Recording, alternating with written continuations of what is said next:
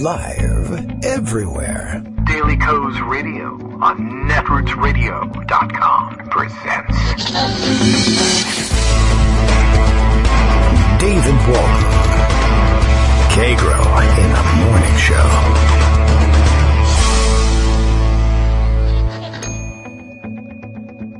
Now, here's David Waldman.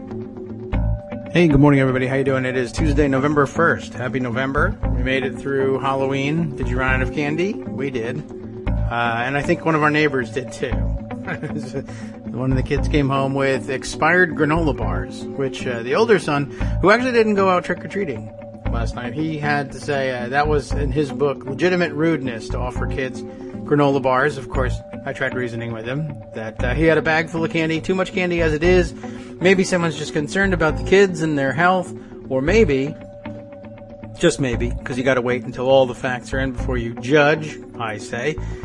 Maybe this is a person, we theorize, who had been giving out full-size candy bars up to that point, but it was in fact all the rude kids in the neighborhood, changing costumes and going back to that house over and over again that made them run out of candy, and they eventually had to give out whatever treats they could find in the house.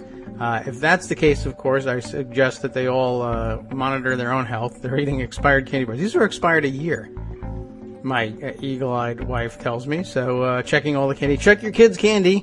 You never know what's in there. There could be something healthy. Gross. Get it out of there. So anyway, lots of trick-or-treaters last night. Ran out of candy. Had to run out to the store in the middle of the evening. And the shelves had been bared. And we just barely made it through. I don't know whether it's we could blame it on the election. Donald Trump is making people run out and get more sugar. I don't know what it was. Seemed like there were more kids this year than in the past, and I know that can't possibly be the case. Maybe they're being bussed in from outside, as Alex Jones has discovered. I see this morning he believes he has caught, in his words, caught the Clinton campaign red-handed in their vote fraud, election fixing. He has discovered the use of transportation to the polls. This is, of course, exactly what I figured they would stumble upon and insist meant that the election was, in fact, being rigged. In their white, rural, exurban / suburban voting precincts, they probably very rarely run into anyone who either doesn't have their own car or might share a ride to a polling place. I guess if you got out of an Uber car, they would be okay with that. But I had a feeling that they might think that busing people to the polls collectively, either because they didn't have rides or because they were coming from church or just coming from some communal site and wanted to arrive at the polls together, either because they view it as, an additional layer of civic engagement to go with their neighbors, or because people are maybe, at this point, somewhat afraid to go to the polls on their own, knowing that there may be crazy lunatic poll watchers out there who will be convinced that stepping off of a bus is enough to make you suspect. Of course, you are suspect in their eyes because who takes buses? We know what kind of people take buses, don't we? Blah people, as Rick Santorum might have said. The blah people take buses. And as you know, they're not registered to vote because we've been working so hard to make sure that they couldn't register to vote. And of course, add guns to the mix and you're going to have some problems. There will definitely be somebody somewhere who steps up in the false confidence that they have been informed correctly by people like Alex Jones and Donald Trump, steps up aggressively to people getting off of buses and challenges their right to be there. There's going to be pushback, and somebody's going to draw a weapon. And I'm not 100% certain another one doesn't get drawn in response.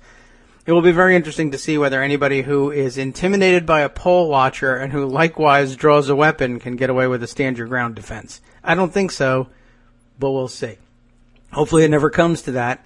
But, this is a bad sign, and I figured that it would get here, and no surprise, I guess. Although they've done this time and time again. I don't know. We'll see whether this is a unique climate or not. Anyway, this is all just one way of trying to avoid discussing the fact that by the time we turned off the computers last night, the insanity surrounding the election had evolved to the point where there was open discussion of a Donald Trump sex tape. And I guess I have to acknowledge that exists as a rumor. I don't know whether it's out there. I don't know whether the tape is out there. I don't know if I care. I guess I do if it really is as bad as people were pretending they knew that it was. I don't know whether anybody really has any kind of fact at all. But I don't know whether... why wait for facts at this point? In this election, go for it. Just launch the rumor. It's fine. Last night, this all developed out of a late evening breaking story out of, it came through from Slate that you will all likely have seen by now, and I guess we'll comb through it a little bit. It's not the kind of story I can parse for you. I'm not that kind of internet guy. And it delves into the world of internet security. It hints darkly at things, and it has to do with Russia. So we always take that with a grain of salt. And I've already seen at least one publication being passed around as a purported debunking of it. But I took a look. I don't see the debunking. If you read the Slate piece carefully enough, they're they take pretty good care to back off of saying that this is a smoking gun. I think they say like 5 times. It's not exactly a smoking gun, but there's something weird going on. And lo and behold, it's something weird going on between the Trump organization, not the campaign, but that's the same thing at this point, and a Russian bank, which I got to say, having read the Slate article, it appears to be like the cleanest Russian bank there is, or at least the one that's been in the least trouble with American regulatory authorities and I guess intelligence and national security authorities who monitor such things as well.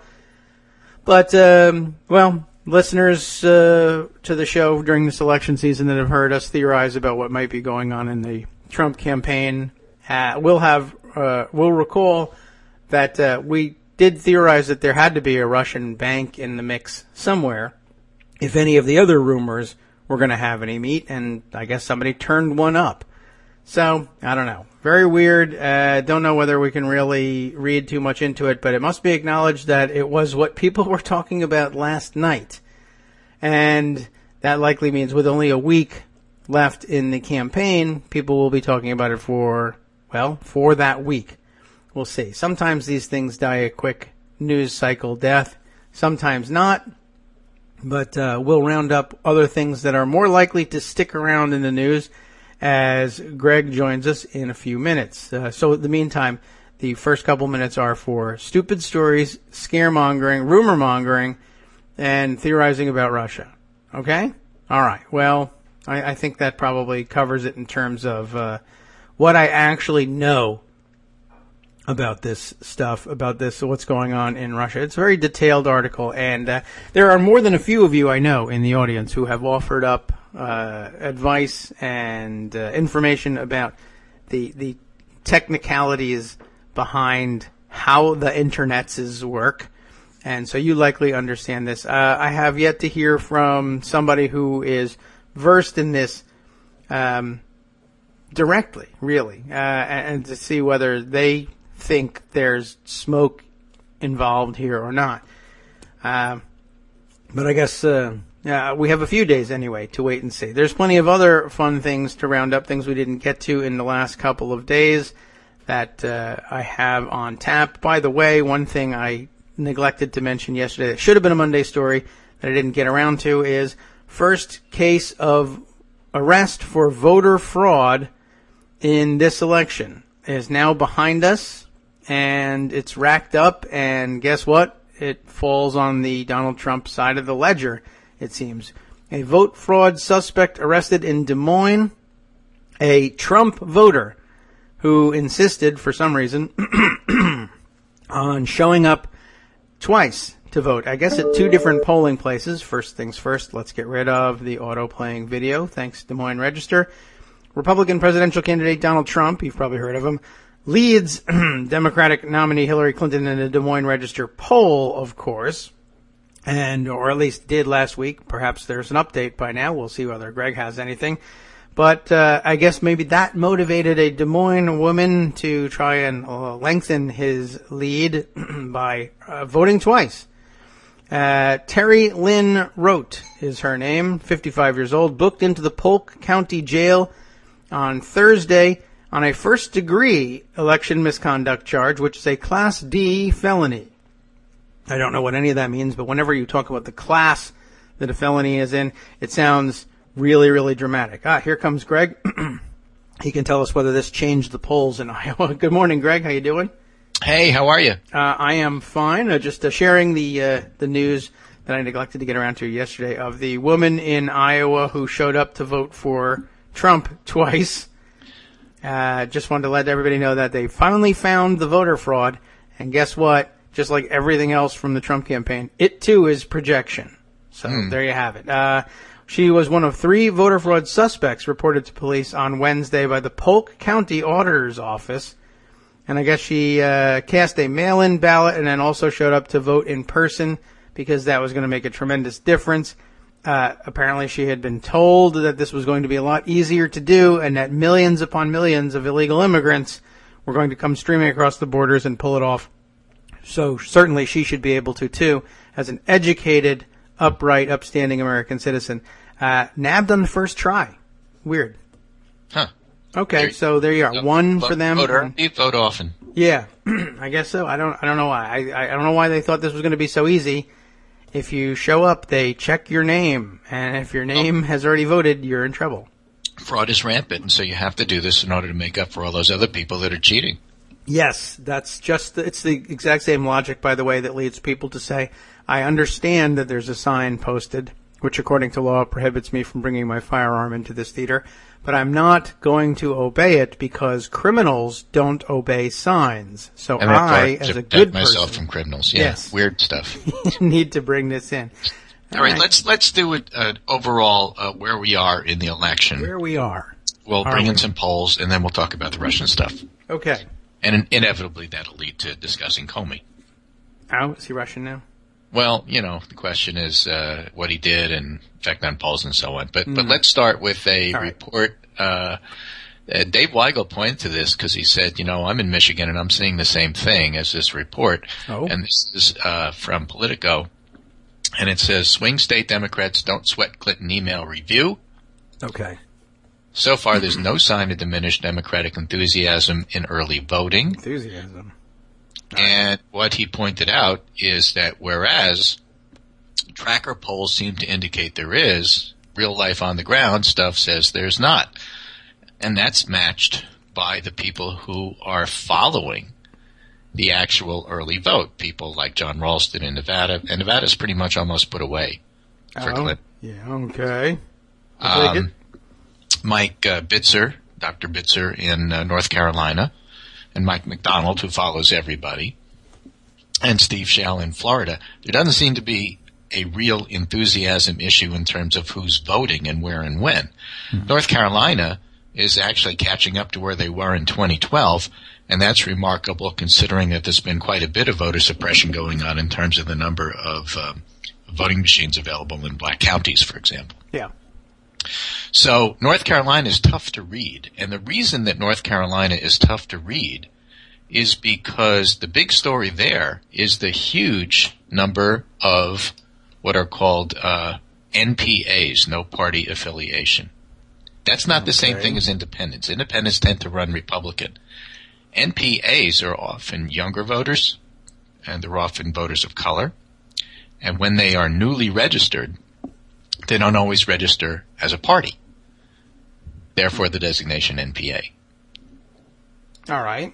So you have Republicans, you have Democrats, and you have NPAs. And in tracking this, it turns out that the big increase in voting is, for example, Mike McDonald, the Election Project. You can Elect Project at Elect Project if you want to follow him. He's probably the best in the country on this overall. Change from 2012. Democrats are down 3.1. That's actually catching up from where they were earlier in the week in North Carolina. Republicans are up 8.7. And again, just knowing where or which party doesn't tell you who they're voting for. If you have, for example, mostly women voting, those Republican votes may actually be against Trump. You can't tell. And then unaffiliated, the NPAs, the no party affiliation, is up 39.5% compared to 2012. Ah, okay. If they are Democratic voters, as their demographics suggest they might be, that's obviously good news for Democrats. If they split, it's not. So 2012 was a very, very narrow race. And that large number of unaffiliated voters may be the key in terms of who wins, but it's almost impossible to tell from the tea leaves, unlike Nevada, where it seems to be a lot clearer that Clark County in Las Vegas is building a firewall there for Clinton. Okay. Florida's even more muzzy. I mean, it's really just difficult to tell. The black vote in Florida appears to be down compared to 2012, but the Latino vote is up. And so what does that mean? Well, I don't know. It's Florida. True, Florida. So, with all of that, that's where things stand. And that's, again, mentioned in the context of the Cook report, for example. They have their latest scorecard out today. And it's interesting because they give Clinton 293 electoral votes, and they only have 3 swing states. Okay. They have Arizona. They have Florida, excuse me, and they have Ohio. They've given Iowa to the Republicans. All right. Well, they're cheating there, so they ought to. So those are the only 3 swing states. Clinton could win them all. She could lose them all and still be president. And that's where the race stands. Okay. Well, that's it's interesting just the number of swing states narrowing like that.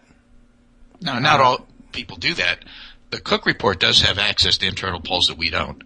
True. But they give, based on that, as I said, almost but not quite 300 electoral votes. YouGov is out today. Oh, well, I forgot about that. This is a daily. And they have Clinton's lead unchanged pre- and post-Comey. It's a 47.6 compared to 44. And that's pretty much where they've been all along. They give 309 electoral votes to Clinton, 229 to Trump.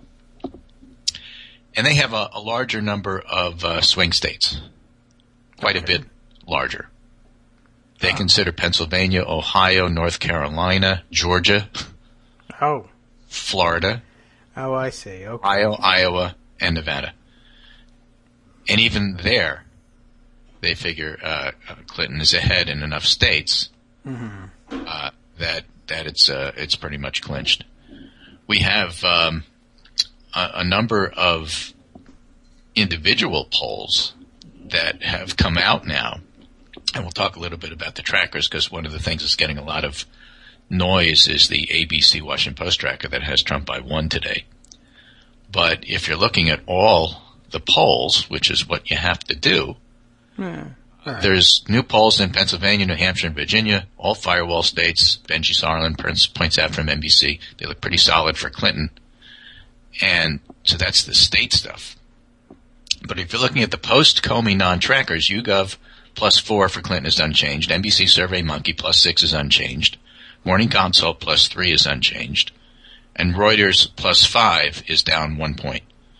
So the non-tracker national polls don't show any change whatsoever with Comey, which matches the article about swing state voters not really changing. All those early voting numbers I was talking about in those 3 states, again, the numbers haven't been affected by Comey. In other words, people on the ground there looking at this saying, well, it's not like Democrat numbers have tailed off. They have not. Okay. Right? Then you have the trackers.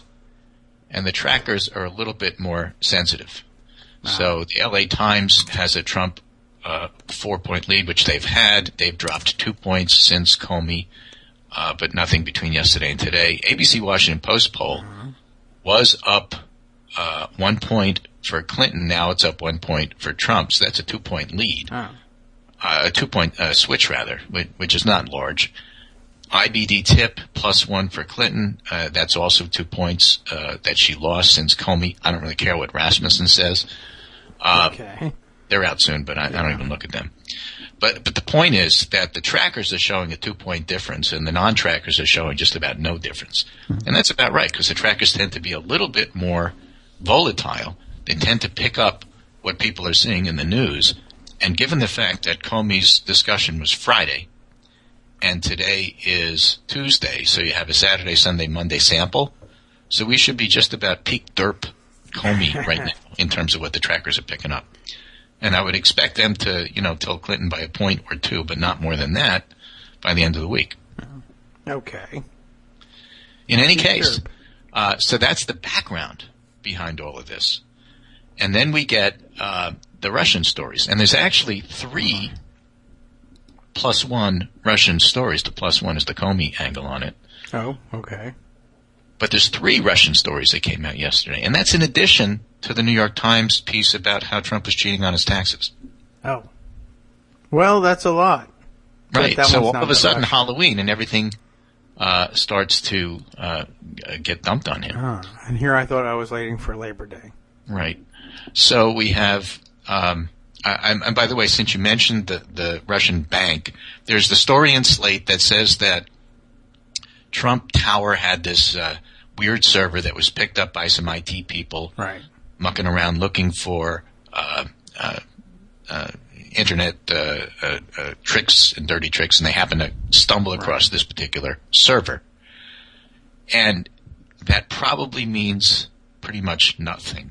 The IT people online are saying, these are not unusual to have commercial servers that have the same kind of pattern of use as what the Trump Tower has. So that may or may not mean anything. But interestingly, this is a May 12, 2015 story by Miriam Elder in BuzzFeed, which talks about the Russian oligarchs and cultural diplomacy in New York. Mm-hmm. And they talk about the fact that there's a private collection of Russian money, $20 billion worth of Russian money gathered under the high ceilings of New York's New Gallery on Monday to open a new exhibit featuring the private collection of one of the country's top bankers and to promote the new oil company he's just taken part in founding. And that's Peter Avin, worth $5.2 billion, Mikhail Friedman, $15.4 billion, and these are all Alpha Bank people. That's the bank that was connected to the server. Yes. Okay.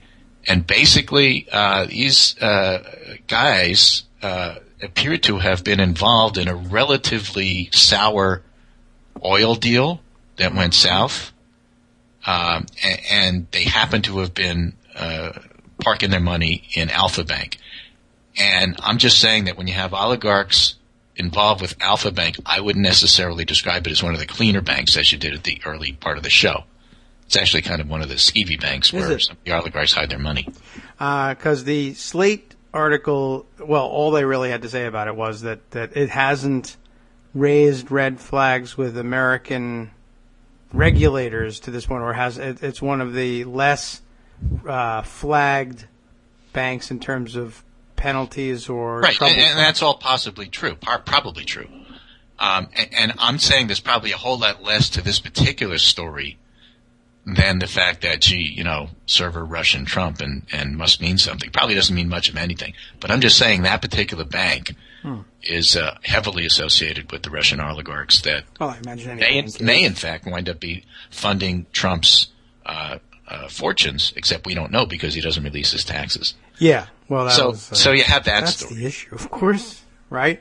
Right, and that's about as much as we know about it, and there's really not a whole lot you could say about it other than, gee, this is interesting. But you're right, there's really not a lot of data there one way or the other. No, I guess not. Although interesting that I'll see if I can skim through that article. They were so it's an art gallery and a private collector's collection on display there. Is that the... Yeah, that's what the story was. It just talks about some of the folks that are involved in that particular bank. I just bring that up because I guess some of the Russian mobsters who lived in Trump Tower, when we were talking about the weird criminal frat house atmosphere in Trump Tower, who got busted for running the gambling ring, their families made their fortunes initially, or invested their fortunes anyway, subsequently in art and in art dealerships, and they too ran prominent galleries in Manhattan and made a lot of their fortune that way. It just, I don't know, I guess that's just one of those preferred ways. Oil and art and real estate is just a great place to launder money. Buy gold, says Glenn Beck and Ron Paul. You know, I guess that's where you put your money. I don't know. I don't have that kind of money to invest. But again, you know, there may or may not be a lot to that story. Simultaneously, David Corn publishes October 31st, 2016 in Mother Jones last night, 7:52 p.m., which came out almost exactly at the same hour as the story about the servers in Slate. Yeah. A veteran spy has given the FBI information alleging a Russian operation to cultivate Donald Trump. To cultivate him? Yeah. What, into a carrot? Well, basically, see if I could... As an asset? Is that... As an asset. I guess so. I mean, well, certainly not a carrot. That's Mother Jones has true. reviewed the report and other memos this former spy wrote. The first memo, based on the former intelligence officer's conversations with Russian sources, noted Russian regime has been cultivating, supporting, and assisting Trump for at least 5 years. AIM, endorsed by Putin, has been to encourage splits and divisions in Western alliance, says the quote. It maintained that Trump, quote, and his inner circle have accepted a regular flow of intelligence from the Kremlin, including on his Democratic and other political rivals, end quote. It claimed Russian intelligence, and this is the interesting part, had compromised Trump during his visits to Moscow and could blackmail him. It also reported that Russian intelligence had compiled a dossier on Clinton based on bug conversations she had on various visits to Russia and intercepted phone calls. And people who go to Russia have to assume that their conversations are going to be bugged and intercepted. The former intelligence official said the response from the FBI was shock and horror. The FBI, after receiving the first memo, did not immediately request additional material, according to the former intelligence officer and his American associates. But in August, they say, the FBI asked him for all information in his possession and for him to explain how the material had been gathered to identify his sources. The former spy forwarded to the Bureau several memos, some of which referred to members of Trump's inner circle. Maybe that was metaphor, we don't know. After that point, he continued to share information with the FBI. Quote, it's pretty clear there was or is a pretty substantial inquiry going on, he says. This is something of huge significance, way above party politics. A former intelligence officer comments, I think Trump's own party should be aware of this stuff as well, is what he says. Okay. Well, so that's a fairly explosive story in a lot more detail than the one about trying to connect a server with a Russian bank. Part of the reason that that's interesting, I don't know if you've seen all the rumors going around about there's yet more stuff to drop on Trump this week. And there are people who have been tweeting this, that, you know, the intelligence community is aware that there's this sex tape from Russia that involves Donald Trump, and wait till you see it, and it's explosive. I don't think we'll see it. I don't think we will either, but I'm just, you know, telling you that this is the chatter, which I don't necessarily believe in it. It's not true until you see it. It's not true until it's verified. Trump in diapers. But that comment about Russian intelligence compromising Trump and could blackmail him is floating around in a lot of different places. And so you see people alluding to it. You see Rick Wilson saying there's more to come. And Frank Luntz, where do you see the tape? That's the kind of stuff that they have been tweeting openly. Luntz says? Yeah. Huh. And so you scratch your head and say, where is all that coming from? And then you read the story and say, well, maybe that's what they're referring to. And that doesn't mean it's real. Intelligence, you know, community always has bizarre things to say, you know, and until you verify something, it's nothing. Mm-hmm. But I'm simply informing you that there's, you know, starting to be written, published stuff about this, which is rather odd. Yes, I would say so. Anyway, we'll keep an eye on that and see if anything develops there. I guess so. Not until you see it. By the way, if you wanted one more piece of the puzzle just to fit things together, and you were wondering, well, when was Donald Trump in Russia? When was he in Moscow? The answer is, well, and why was he there? To host, he brought the Miss Universe pageant. Yeah, he was there with the beauty pageant. Yeah, so Russian girls. There he is, hanging out with beauty pageant contestants in Moscow, and then something compromising, yada yada, got him over a barrel for blackmail. I don't know what it is. All right, so you got this server thing, which may be nothing. You have this David Corn article in Mother Jones, which may be a lot of innuendo and not much else, but boy, there's a lot of innuendo in there. Whose endo are we talking about? Whose endo did you inu? It's got, again, and you tied it together in terms of him being there with the Miss Universe and stuff. And then NBC News has FBI making inquiry into ex-Trump campaign's manager's foreign ties.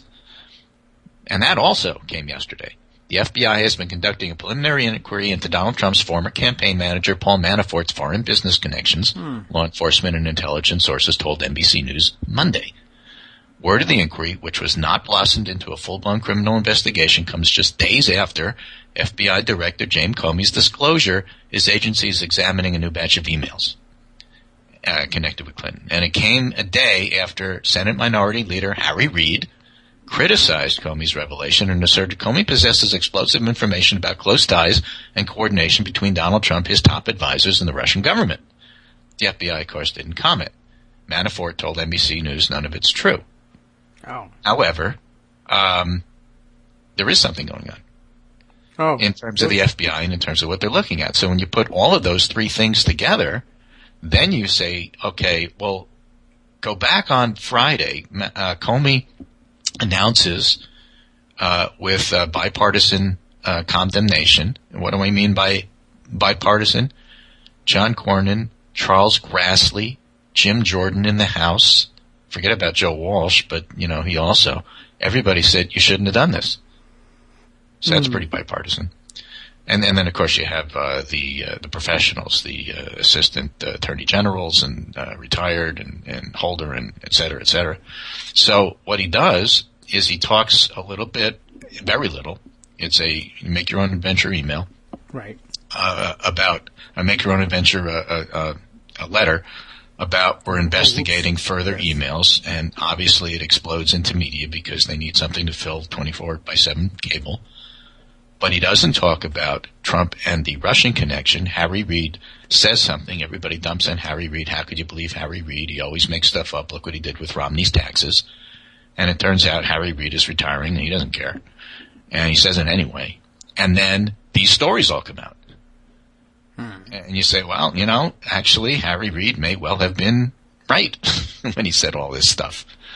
And everybody who said, how can you play favorites and talk about the Clinton stuff but not talk about the Trump stuff, may well have been right with all of this information out here. Because we know, even though the server Trump connection with Russia may be bogus, and even though the David Corn piece about what unnamed sources say about Trump may be all innuendo, this NBC story here is pretty solid. FBI is making inquiry into ex-Trump campaign's managers' foreign ties. Yeah. And so for Harry Reid to bring that up, and you can consider the other stuff as background, questions have been raised, shadows have been cast, That is true. One of the stories had that one of Trump's top foreign policy advisors was actually on the board of Alpha Bank, too. For example, kind of a skeevy bank. Yeah, I guess maybe you're right. But in any case, it's perfectly legitimate to bring up these questions as questions and say, questions have been raised, shadows have been cast, and maybe we should get some answers. Meh. Yeah, what's most disturbing actually is to me is last night thinking about, in the due course of time when Trump is to lose the election, I wonder whether interest in it dissolves or whether his insistence, or I guess really his aides who haven't yet been paid insistence that he will linger on in politics and start his own movement in which they hope they can finally get paid, I guess. Do we then sort this thing out? This sort of stuff tends to go away once the threat of possibly electing the guy goes away. But I would like to see some of these followed through on. It's an interesting question. I don't know that this necessarily changes the election any. And should there be a weird, perv sex tape that comes out between now and Friday, I don't know what that does either, because what does it tell you about Trump that you didn't already know? I think it depresses early voting as people stay home and watch. Well, but they've already voted. Oh. Well, then they just so stay actually, home and watch 20% of the country's already voted. So there's that. But I'm not a Republican, and I don't have a Republican mindset. And I think that knowing that there's a foreign power that's trying to meddle in this particular election, whether it's WikiLeaks or whether you buy that is a connection, and whether it's the Alpha Bank stuff or whether you buy that's a connection, or the Manafort, or whether you buy that's a connection, or whether this FBI inquiry, which hasn't reached fruition, hasn't ripened, as you might say. Nonetheless, I think to Republicans and national security people, this is a big effing deal. And I think that this goes way beyond the election and is not going to disappear. Well, I hope not. I'd love to see these things tracked down for once. There's going to be a lot of work, I think, to do post-election to stomp out Trumpism, too. It will fade, surely, even though they may try to extend their 15 minutes. But, I'd like to see it ground into dust and trampled underfoot. Absolutely. So anyway, so that's the Russian piece of it. And then there's this New York Times story. Donald Trump used legally dubious method to avoid paying taxes. And again, this might be one of those Rorschach tests where, inkblot tests where you look at it and if you're a Trump supporter, you say, look how smart he is. And if you're a non-Trump supporter, you say, well, actually, he was cheating.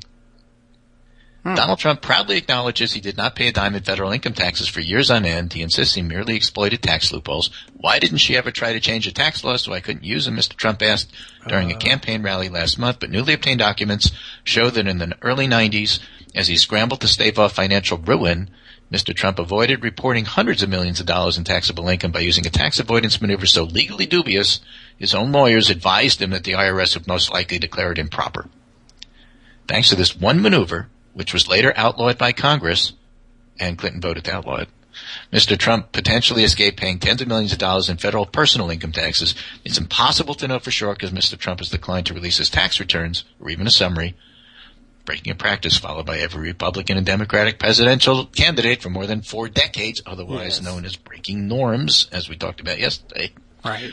Tax experts who reviewed the newly obtained documents for the New York Times said Mr. Trump's tax avoidance maneuver, conjured from ambiguous provisions of highly technical tax court rulings, pushed the edge of the envelope of what tax law permitted at the time.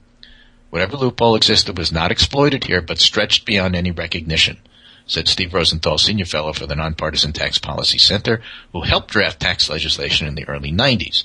Moreover, the tax expert said the maneuver trampled a core tenet of American tax policy by conferring enormous tax benefits on Mr. Trump for losing vast amounts of other people's money. Yes. In this case, money investors and banks had entrusted to him to build a casino empire in Atlantic City.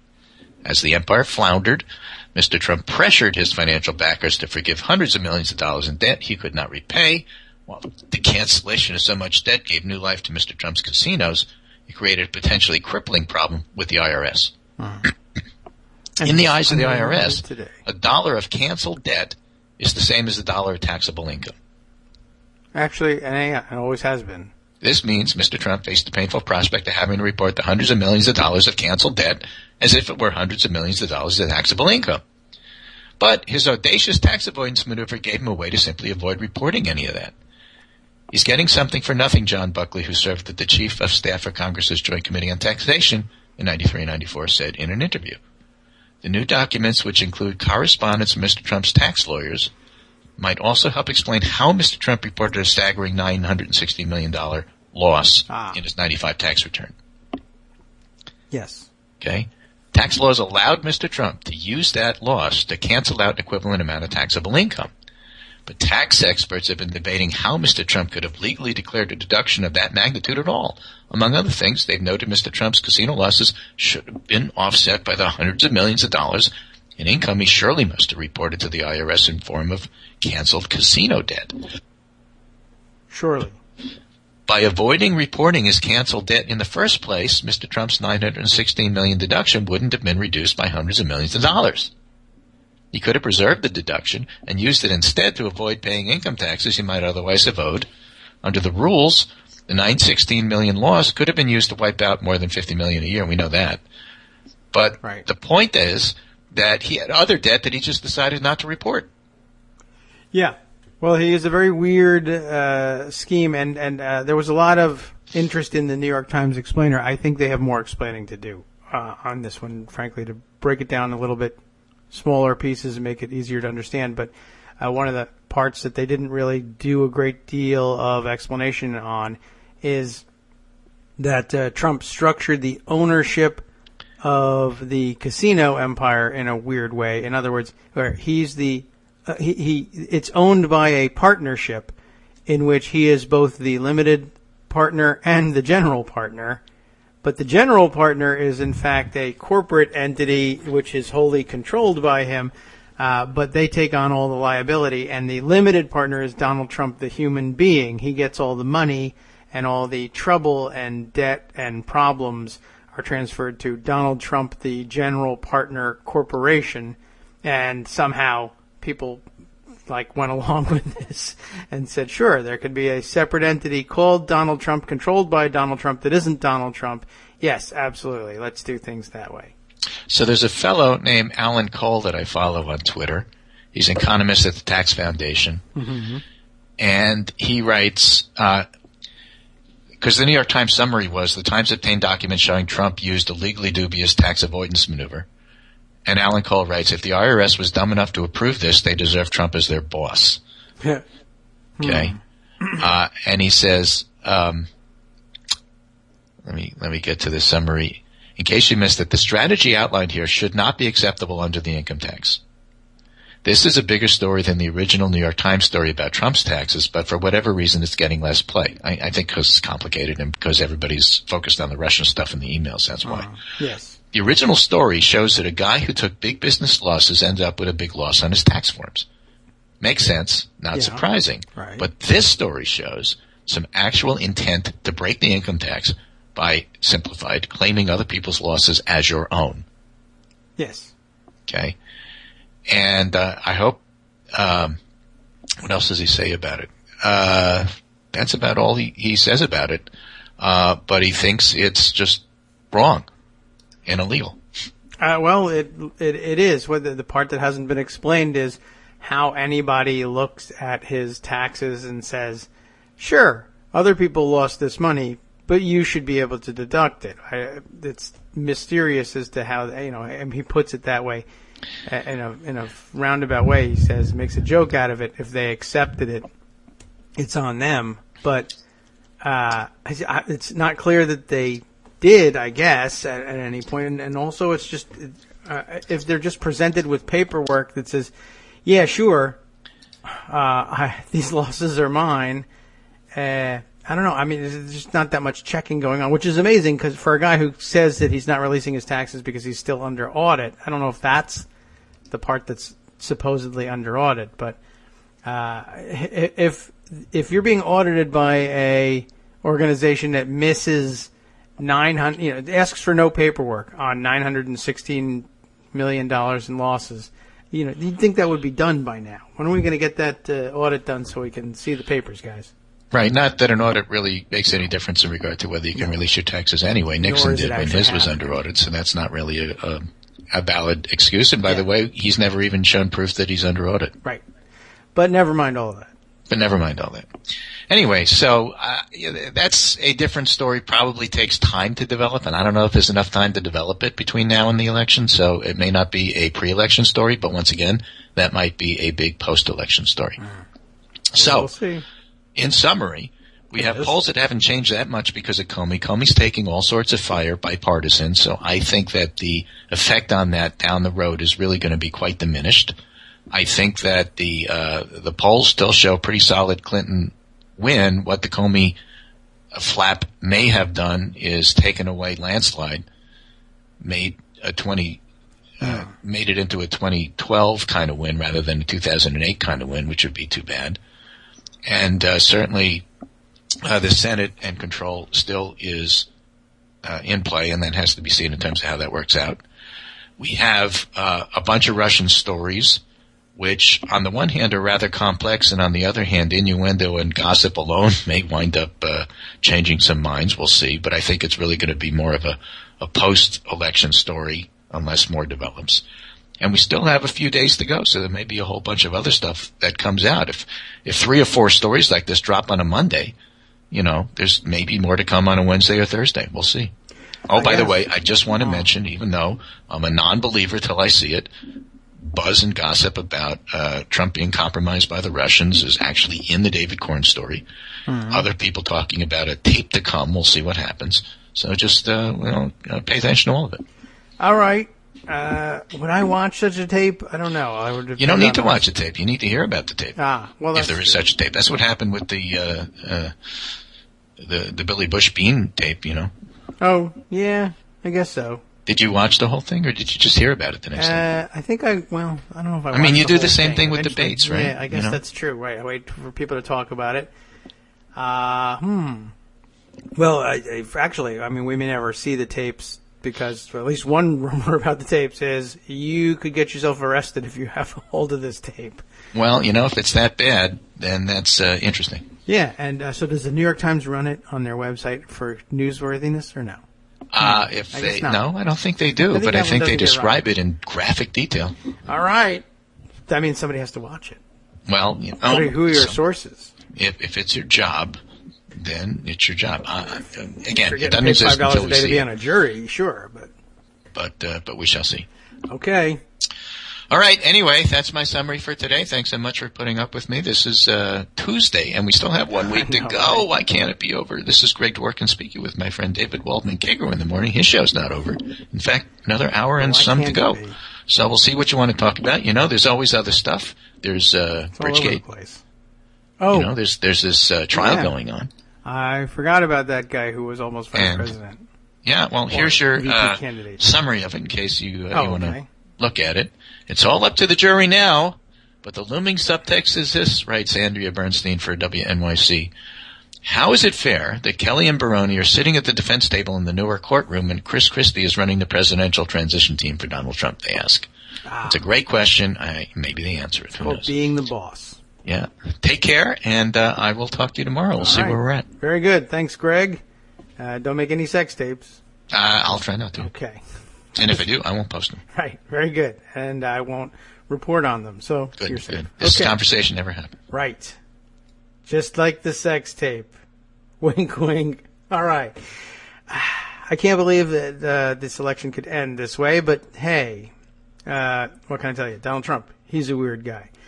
All right. So let's see. I don't even know where to begin with today. But I know how to end. Bye. I'm leaving. All right. I guess it would pay to at least skim the Russia allegations article that kicked off last night's craziness. Oh, but I guess we owe ourselves at least this. This that we definitely know happened. We should finish the Des Moines Register article about the woman Terry Lynn Rote who got arrested for vote fraud. It's not that much more, but we might as well get the details out there. Rote is a registered Republican, as you may have guessed, and she reportedly cast this, just for the mechanics of it, she cast an early voting ballot at the Polk County election office. And if you're in Polk County and looking for that, 120 2nd Avenue. And another ballot at a county satellite voting location in Des Moines, according to a Des Moines police report. By the way, just to clear up one other issue, speaking with my friend Paul, who gave me a call yesterday, who's also right here in Virginia and who has been listening to the podcast lately. Good morning, Paul. How you doing? Early voting in Virginia. I reported to you that I had cast my ballot early in Virginia. Technically speaking, we have no such thing. In Virginia, we have in-person absentee voting, which amounts to the same thing if you have a valid excuse for not being on hand to cast your vote in person on election day. I have one. I'm going to be out of town. And there are a number of them that are available to you, and so it takes into account, for instance, if you are working that day in the polls, or you're an election worker, or you're volunteering with a campaign to drive people around all day, that's an absolutely valid excuse.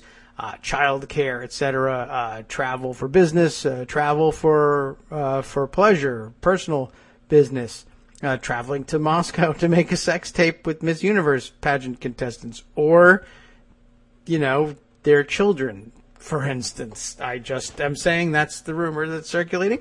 And that's a valid excuse for not being in town, though I don't know for sure that they wouldn't enter that into evidence against you if you went ahead and made that sex tape. But anyway, no, you can't just walk in and vote early in Virginia, which is really a travesty. And many other states simply do have just open, no excuse needed early voting. And Virginia ought to also, and I don't know why we don't, and it ought to be changed. And so those of you who are Virginia state legislators, do please think about this. It doesn't make any damn sense that people who are, only people who are going to be away should be able to vote early. Keep the same satellite offices open, and if there's lines, there's lines. Don't worry about it. If it's an enormously popular program, voting early, then open more satellite offices, fine. But experiment with it. There really is no reason why people who are ready to cast their vote a week or even 2 weeks out should not be able to do so and alleviate the logistical nightmares that tend to come with election day only voting. If we're trusting people to, certainly there are people, I'm sure, walking in and saying, yeah, I'm going to be out of town, and they're not. Or, yeah, I'm going to be busy. Or, yeah, I think my children will keep me busier than they really do keep me. And there's really no reason in the world why we should care if people prefer to cast their vote early, and we should get out of the way of that. So there's my pitch. That's a great lobbying effort. Anyway, it doesn't bear on what Terry Lynn Rote did. She was so excited about voting early that she attempted to do it twice. It says here she was one of 3 voter fraud suspects reported to police that day. Let me just, that's linked. So I'm curious who else they picked up here. Because if they picked up somebody who tried to vote twice for Clinton, then that belongs in the story. I don't know why it wouldn't be. We'll check on that in just a minute. So it's the first time, the Des Moines Register reports, in 12 years that Polk County Auditor Jamie Fitzgerald can remember ever having to report potential voter fraud, he said Thursday morning. The other 2 suspects are accused of casting mail-in ballots and also voting in person. According to police reports, as of Friday morning, neither of those suspects has been arrested. I wonder not. The case is under investigation by Des Moines police. I think it shows that our voting system works in Iowa, that we're able to catch it, Fitzgerald said. Tensions are running high on both sides as Election Day approaches, the county auditor said. But the cases of double voting could also have been simple mistakes. That's not for me to decide, he said. And true. Though you can help us decide by showing up as a witness. Rote was held in jail on $5,000 bond, but she had been released as of Friday afternoon. Her next court appearance was scheduled for November 7th, ironically enough. Court records show. Early voting in Polk County started on September 9th. Election Day is November 8th. So I'd say hold her until the 9th, if you ask me. Or at least, maybe when she's not being held until then. They let her out on $5,000 bond. But she's got another court appearance on Monday. Maybe they should hold her over until after Election Day, lest she attempt to vote again. All right, what's the other story of their 3 suspects? Does that give us any additional information about them? Not really. It's in fact mostly extracted from this story. So, okay, we're done with the Des Moines Register for the moment, unless one of you has a good reason why we should dive back into their archives. Let's see. Speaking of voter fraud, how about this? How about before we get to the very complex Russia stories, if we get to the complex Russia stories, let's instead try and catch up on our outside contributions, of which we have many, and could probably fill a week, but we'll space them out a little bit. And as a matter of fact, one of the first, this makes for an excellent contribution for a number of reasons. One of our friends who contributes from time to time, where are you from, Paula? Paula has sent us some articles in the past. Has she read the articles to us last time? Because this time she did and took up the microphone to do it all on her own. But I think last time she might have just sent us some selected articles. But Paula, who goes online as Paula Writer, but reminds me that she does in fact have an actual name, and it's And it rhymes with an easily pronounceable word, and so I can give it a try. She says the name rhymes with Japanese. That would make it Paula Apanese. So Paula has sent us two pieces which complement one another.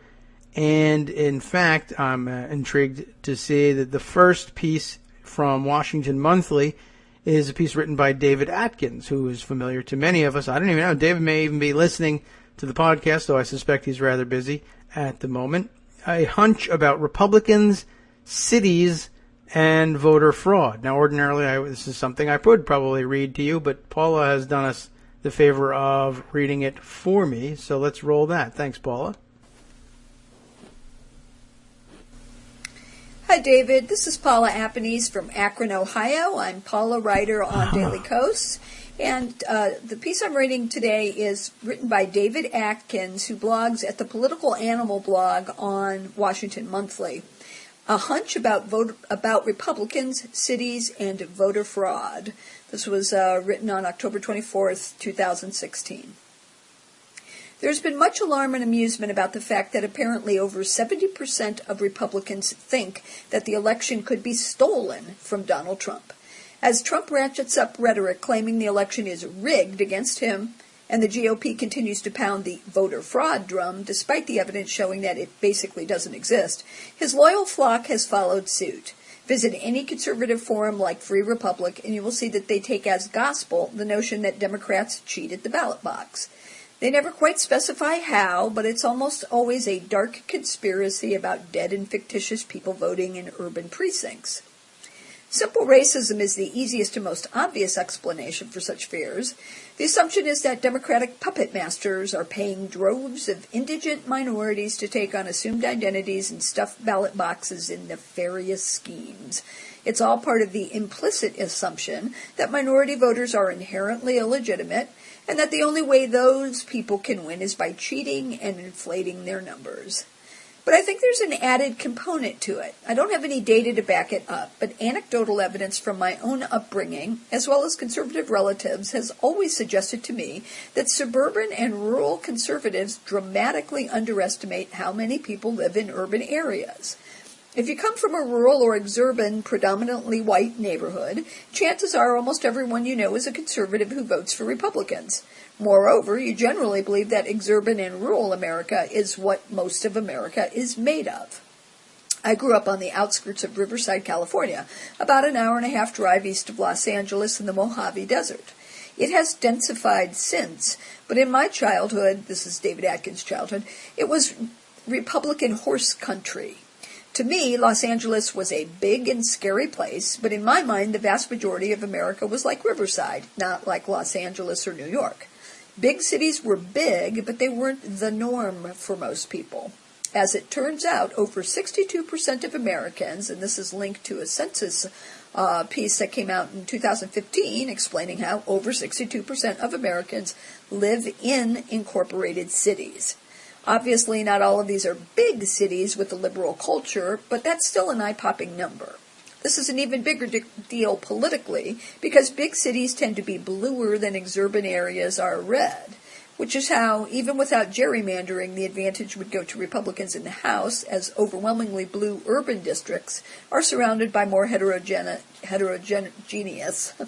plum-purple exurban areas. When my Republican relatives come to the city, they see it as a strange and alien place. It's alien to them, not just from their own experience, but because they see it as alien to America itself. And it's inconceivable to them that the urban centers of the U.S. should not only dictate the culture of the nation, but should actually overwhelm them numerically. Put simply, these folks have long believed that they were the silent majority. And back in the days of Nixon and Reagan, they were. Suburban America was majority America. But America is a very different place now, and they don't quite realize what has happened. To them, the transformation has been cultural and to a certain extent demographic. But my hunch based on anecdotal evidence is that they simply do not understand that they are outnumbered. Most people live in cities, then live outside of them, and we vote. Legally, usually for Democrats, and exurban Republicans tend to dramatically underestimate just how many of us there are. So I had followed the link to the United Census Bureau report that he had linked to, and just in the top of it it's saying a majority of U.S. population lives in incorporated places or cities, although these areas only make up a small fraction of the U.S. land area, according to a new report released by the U.S. Census Bureau. This was released in March of 2015. The percentage of the population living in cities in 2013 was highest in the Midwest and West at 71.2% and 76.4%, respectively. So, and it goes on to say, basically, it's those maps that we see all the time where it looks like, how is it that Democrats are winning when they really seem to be around the edges and a couple of spots in the middle and there's all that red space? That's what they're talking about. 62.7% in 2015. People living in cities, even if the land mass is relatively minimal. So I just thought that was another interesting thing that's maybe helps create for Republicans their sense of why they ought to win. It's just a major miscalculation on their part. So that's me signing off for today. This is Paula, and you can learn more about me at paulawriter.com. Thanks very much, Paula. Yeah, I think that's probably largely true. I think David's pretty careful to say at the outset that there's not much in the way of data on that, but it's certainly a plausible enough explanation supported by, I guess, anecdotal evidence. And I think it largely tracks with what we have always thought might be going on in the minds of people who would look at a red-blue map, for instance, and say, this is ridiculous. How could there be a Democratic president? How could there be... There's no Democratic majority in Congress at the moment, but looking at the red-blue maps, it's pretty overwhelming, and then you just really have to be numerate from that point on and understand that there's just far fewer people in all of that space than there are elsewhere in the urban centers. Okay, let's see. Here's something. Just flipping through, I note that Justice has sent an article along earlier on in the discussion. When did this come in? Just so I can... okay, so up toward the top of the show. Let's take a look at it. ABC News on this one. Did Donald Trump just tell supporters to vote twice? I suppose that would answer some of our questions about what was Terry Lynn Rote thinking out there in Des Moines, Iowa. This datelined Greeley, Colorado, in questioning the validity of Colorado's mail-in voting system, because the mail is terrible and obviously all the fraud goes on there. That's where he perpetrates most of his fraud, right? Donald Trump seemed to encourage supporters to vote twice on Sunday. Thousands of voters in Greeley gathered to hear the Republican nominee, and Trump said he was skeptical of the state's largely vote-by-mail process. He's going to have some problems in the Pacific Northwest with that, isn't he? In which voters can request a new ballot in person. Oh, that is interesting. All registered voters in Colorado receive a ballot by mail. That's some kind of system. I don't think I know too much about the way they vote out there in Colorado. So you all get ballots by mail, but you can show up in person instead. And I assume that at some point in thinking the system through, they said, we're going to need some kind of system to make sure that nobody has returned their ballot by mail already, and then asks for a new one on Election Day.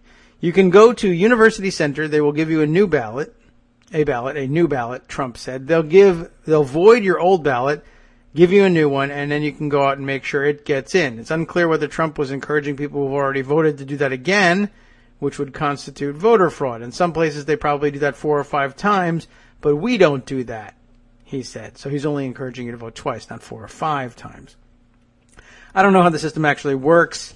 I assume, like I said, that they gave some thought to, well, won't people just cast 2?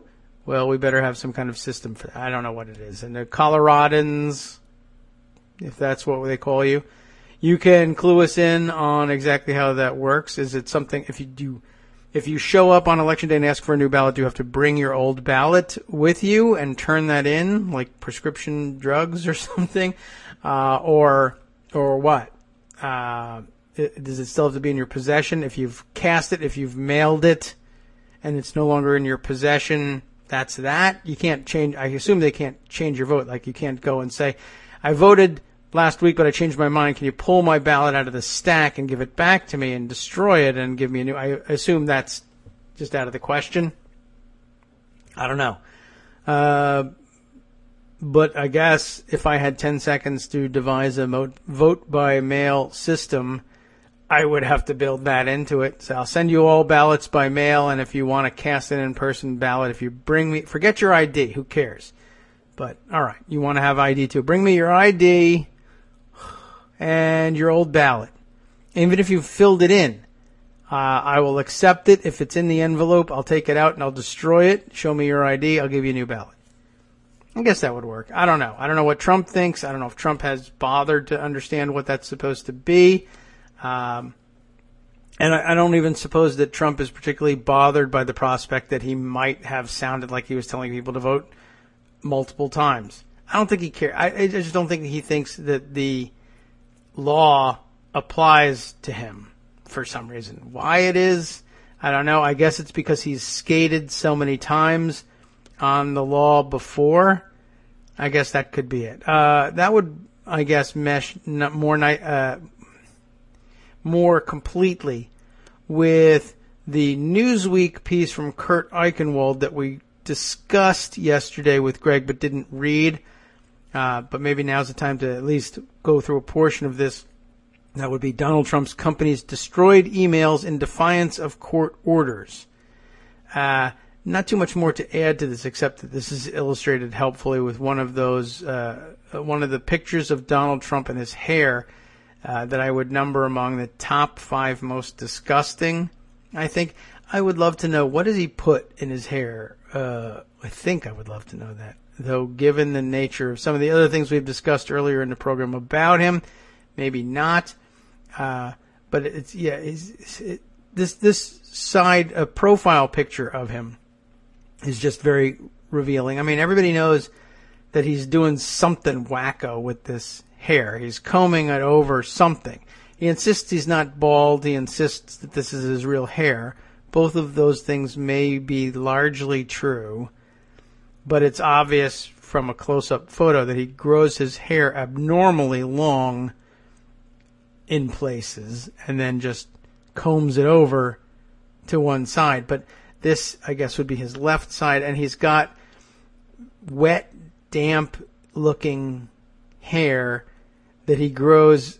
What would probably, if he didn't comb it this way, I would say that the hair in at the side of his head and sideburn area, I guess, in his temples, on the left temple, if left alone, would probably hang down to the, let's say, the lapels of his suit, I would say. He could make, payas out of it if he was Hasidic, but he's not, and that's too bad. But instead, he slicks it back, like almost 50s style, and, you could, with his light hair, you can tell very clearly how much of it is wet and slicked back, and he just slicks it back over the ear and then runs it down. And what the hell substance is that? I have no idea. He's a very weird guy. Anyway, that's not the weirdest thing about him.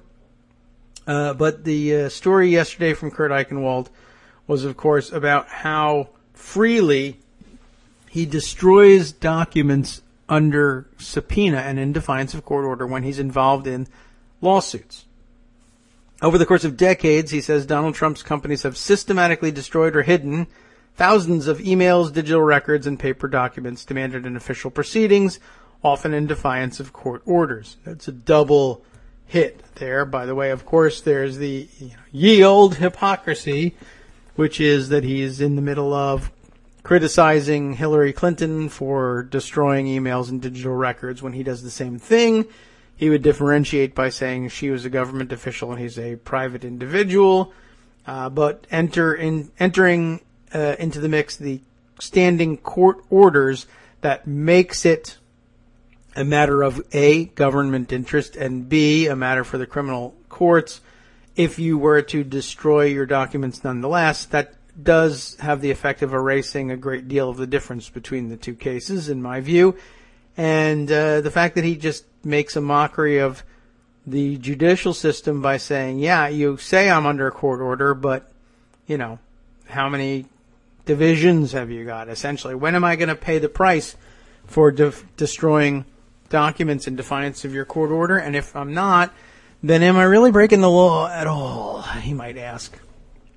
Certainly from his perspective, I guess he would think no.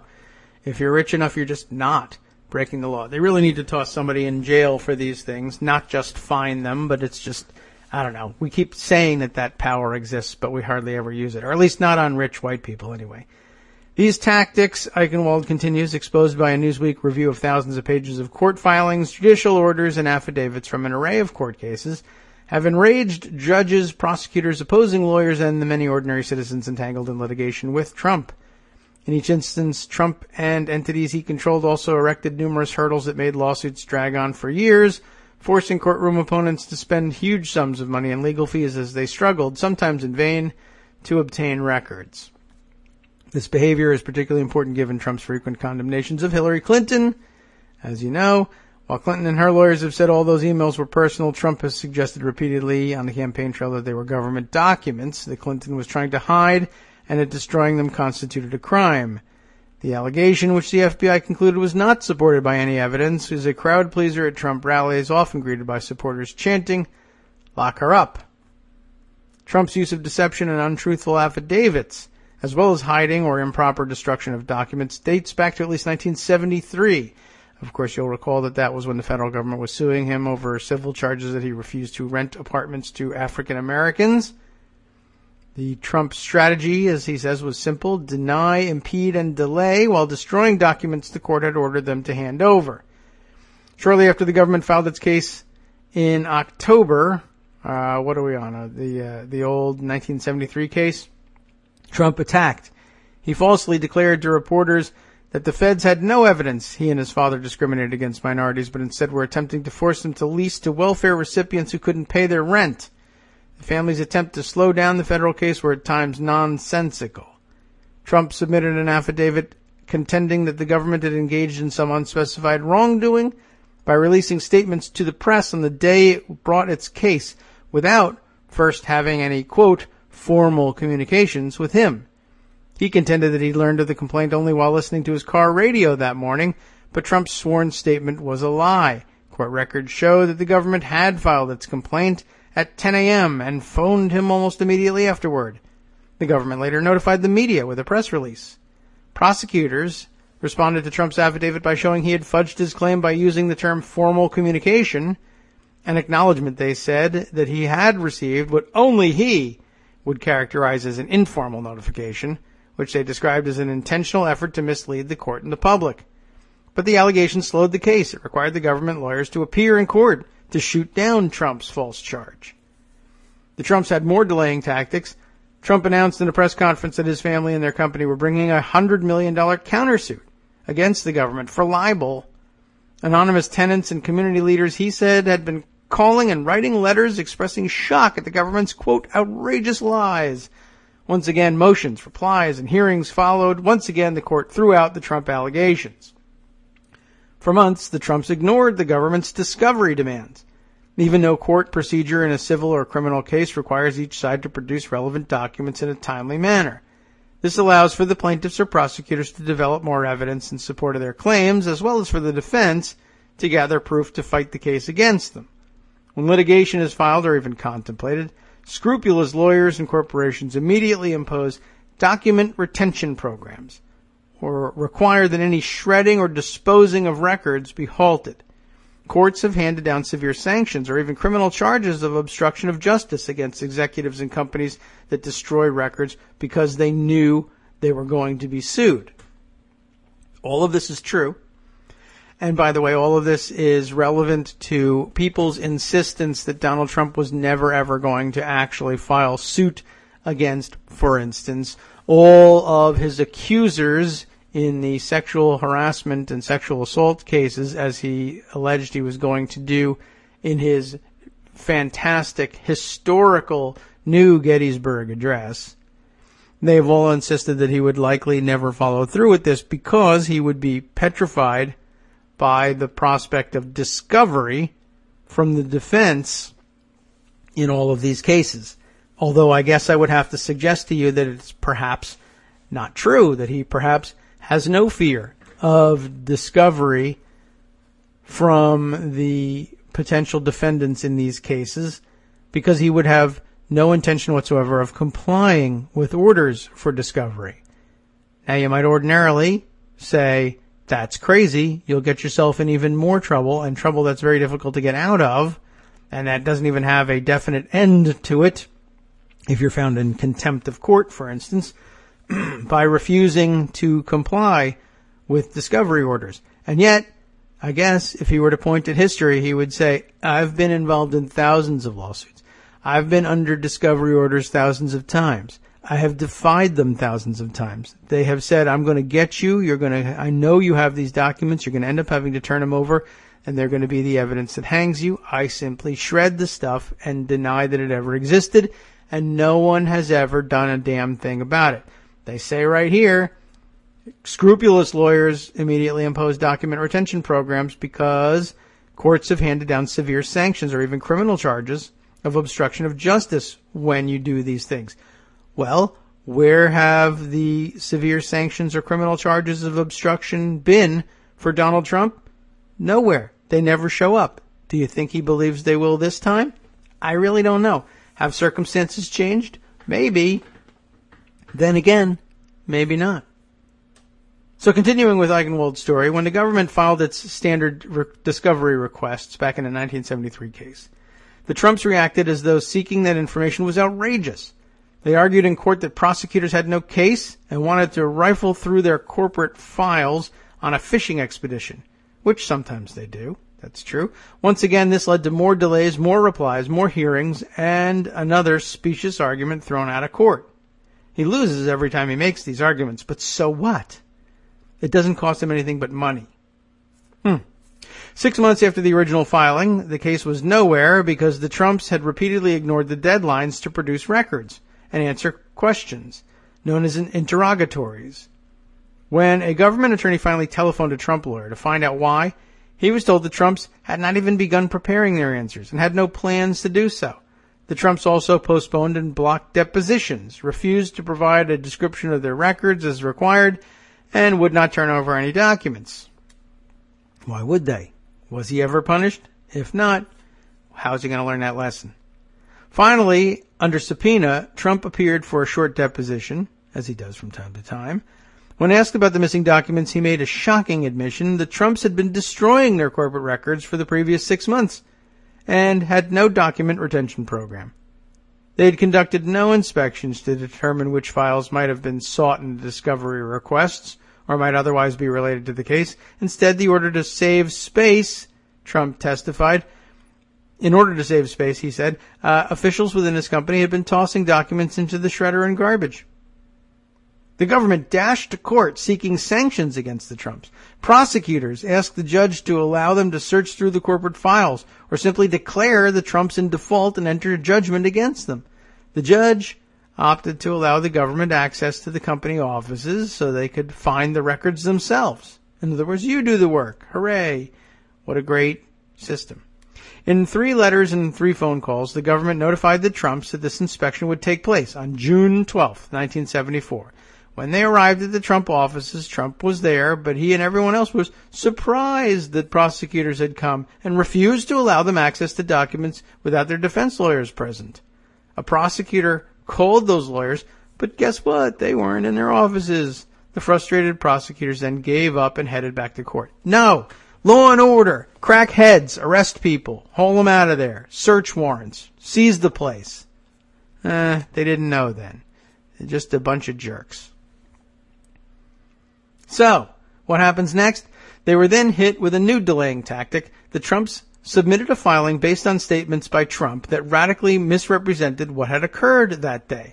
He claimed a prosecutor, Donna Goldstein, had arrived at the company without notifying the Trumps' counsel, refused to telephone their lawyers, and demanded access to Trump's office. The prosecutor, accompanied the Trumps' claim by 5 stormtroopers, and that's in quotes, then banged on doors throughout the office, insisting she and her team be allowed to swarm haphazardly through all the Trump files and to totally disrupt their daily business routine. At the same time, in a move that caused another huge delay, the Trumps claimed that Goldstein had been threatening Trump employees who were potential witnesses.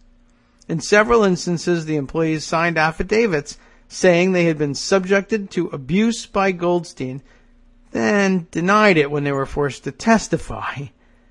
Even one of the government's key witnesses, Thomas Miranda, who told the government the Trumps instructed managers to flag applications from minorities and that he was afraid the family would physically harm him, suddenly announced that prosecutors had threatened him and that he had never provided any evidence against the Trumps. Again, all these things easily dispensed with, and when they call many of these witnesses and say, do you stand by what you said in your affidavit? They say, no. It doesn't matter. 6 months got wasted trying to get there. These allegations of misconduct, which demanded sanctions against the government for abusing its power, required yet more hearings. Once again, the Trump claims went nowhere. In June 1975, more than 18 months after the government filed the case, and with the Trumps still withholding potentially relevant records, the two sides struck a settlement. The agreement, which, like all civil settlements, did not contain an admission of guilt, compelled the Trumps to comply with federal housing regulations against discrimination, adopt specific policies to advance that goal, to notify the community that apartments would be rented to anyone, regardless of race, and meet other requirements. The Trumps ignored all these requirements and still refused to rent apartments to minorities, something the government proved by sending African Americans and non-Hispanic Caucasians to pose as applicants. The government brought another complaint against the Trumps in 1978, who then agreed to a new settlement. In that case, the government had the financial wherewithal to fight back against the abuses of the courts and the discovery process by the Trump family, but many private litigants who have spent their own money, or who do spend their own money and hire their own lawyers, have been ground down by Trump's litigation as warfare without rules approach. In other words, he doesn't care if he loses every single one of those motions. They're not designed to win. They're designed to cost you so much money that you give up. Courts are loath to impose sanctions when litigants fail to comply with discovery demands. In order to hurry cases along, judges frequently issue new orders setting deadlines and requirements on parties that fail to produce documents. But Trump and his companies did get sanctioned for lying about the existence of a crucial document to avoid losing a suit. In 2009, a group of plaintiffs claimed Trump duped them into buying apartments in a Fort Lauderdale, Florida development by portraying it as one of his projects. The fine print of the dense and legalistic purchase contracts, however, revealed that Trump had only agreed to license his name to the developers. When the project hit hit financial snags, he walked away from it. In their initial disclosures in 2011, Trump and his company said they had no insurance to cover any of their liability in this case. That was important because an insurance policy lets the plaintiffs calculate how much money a defendant can pay in a settlement without suffering any direct financial consequences. In other words, that insurance lets the plaintiff know how aggressively to pursue a settlement, knowing the defendant will have some losses covered by the policy. I guess if your defendant is the Trumps, I don't know if you care, but okay. At the time, a settlement in the then prominent case could have been disastrous for Trump. He faced an array of similar lawsuits because he had licensed his name to developers around the world for projects that later collapsed. In each case, Trump had marketed the developments as his own, a claim contradicted by the sales contracts. A settlement in any of these cases might have encouraged other people who had lost deposits in a Trump-marketed development to file lawsuits against him. 2 years after denying that Trump had insurance that could have been used to settle the Fort Lauderdale litigation, one of his lawyers made a startling admission. Trump and his company had been insured all along for up to $5 million. But no more. The policy had recently dried up, the lawyer said. Is that a term of art? Dried up. Stunned, the apartment buyers filed a motion seeking sanctions against Trump and his company, arguing that the case may very well have settled long ago had the plaintiffs been provided with the policy in a timely manner, according to a court filing. Alan Garton, whose name keeps coming up in all these things because he's general counsel at the Trump Organization for the past decade, he said, that at the time of the original disclosure, the company's lawyers did not believe that the policy covered any potential liability in the lawsuit, which he said was an error on his part. That solely fell on me. If anyone is to blame for that, it's me, he said. It was completely an innocent oversight, and it was my innocent oversight. Garton said the other cases in this article preceded his time at the company, and he did not know the facts surrounding them. In the Fort Lauderdale case, federal judge Kathleen Williams ruled in favor of the plaintiffs and ordered Trump to pay limited legal fees for failing to disclose the policy, then held in reserve the possibility of imposing additional sanctions. The case subsequently settled.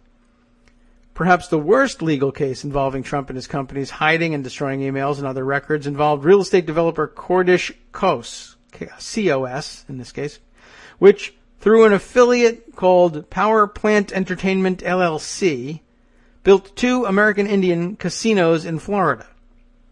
In 2005, Trump Hotels and Casino Resorts sued in a state court almost immediately after the opening of the casinos, which both operate under the Hard Rock brand. In his lawsuit, Trump claimed that the companies had unlawfully conspired with one of his former associates to cheat him out of the deal. I remember this case. He argued that the project should be turned over to him. That is interesting, right? My consultant, remember this was the guy who said he lobbied. This came up in the context of one of the Republican primary debates during which Jeb Bush said, you lobbied to try to get casino gambling legalized in Florida because you wanted in to the casino gambling game there. And I said, no way. And I wouldn't let the deal go through. And Trump denied that he had ever lobbied to change the law in Florida, because if he admitted that he lobbied to try to change it but lost, he would be, by definition, a loser. And so therefore it was better for him to deny that he had ever tried than to acknowledge that he had and tell the truth and admit that he had and just had been unable to change the law. And and then we learned that there was in fact this lawsuit during which time he was suing a consultant who he hired to help him lobby to change the law, and the guy said it couldn't be done and then eventually left Trump's employ, but then went to work for somebody else and managed to get the law changed for them. So now this is interesting. Just in this suit, basically he says, so I failed to get the law changed, but this other entity succeeded where I failed. But if things were fair, then I would have succeeded. So you need to give me your casinos. That's an amazing claim. Okay. Negotiations with the tribe and construction of the casinos had taken many years, raising the possibility that the state's 4-year statute of limitations had passed before Trump finally got around to filing his lawsuit. If Power Plant could prove that Trump knew early in 2000 that his former associate was working the Hard Rock deal, the case would be thrown out of court. The clock here for the statute of limitations starts ticking down when the plaintiffs learn they have been swindled. Trump claimed he learned about the deal in January 2001, about the time of the groundbreaking, and more than 3 years after he filed suit. However, the defendants contend that he had been informed of the projects in 1999. Trump offered no evidence in support of his contention except his word, so the opposing lawyers filed extensive discovery demands seeking emails, computer files, calendars, and other records that might prove he knew about the casino deal before 2000.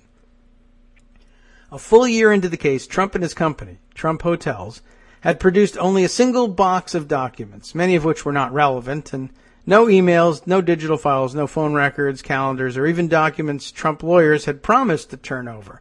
Interrogatories still unanswered. Lawyers for Power Plant obtained a court order compelling Trump and his company to comply with the discovery demands and hand over the relevant information and documents. In March 2006, Trump's lawyers argued that the emails and other electronic documents had not been produced because the company didn't have them. They claimed it had no servers until 2001, the year Trump claimed he had learned of the power plant project. They also claimed Trump Hotels had no policy regarding retaining documents until 2003. So what? In other words, they hadn't turned over any emails because no emails had been saved on any Trump servers. Jeffrey Streitfeld, you see how I almost got into Jerry Seinfeld. Jerry Streitfeld reacted with near disbelief. I don't have the patience for this, he said.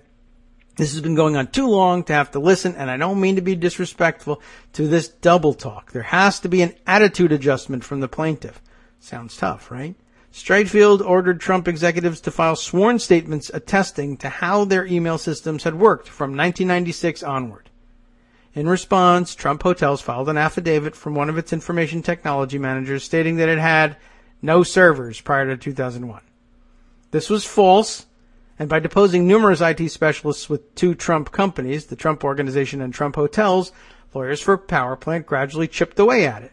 Finally, during a deposition 9 months after he had signed the deceptive affidavit, the same Trump executive admitted his assertions, they were untrue.